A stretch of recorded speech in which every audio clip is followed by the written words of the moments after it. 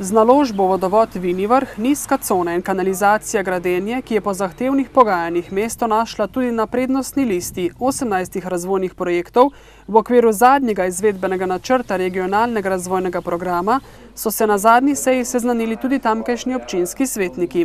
V okviru te investicije bodo dobili vodo občani iz naše občine, ki jo do zdaj še nimajo, in sicer bo zgrajen cevovod od vodohrana Orešje pa vse do vodohrana Sračnik, tako da bo pokriti cel ta južni del območja Vinjega Vrha. V vasi Gradenje, ki je najbolj naseljena, pa bodo zgradili še kanalizacijsko omrežje ter obnovili dotrajen vodovod.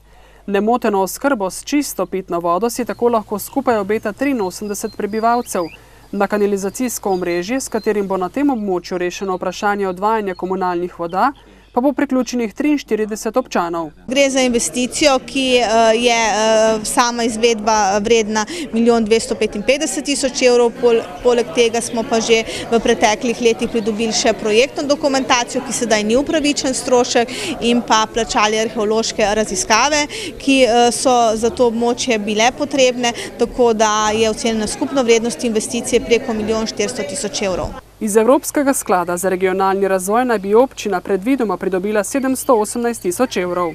Ta sredstva naj bi črpali v letih 2013-2014, tako da se bo začela investicija izvajati v prihodnjem letu. V naslednjih letih pa namerava občina rešiti še vprašanje vodooskrbe v višjih predelih Vinjega Vrha.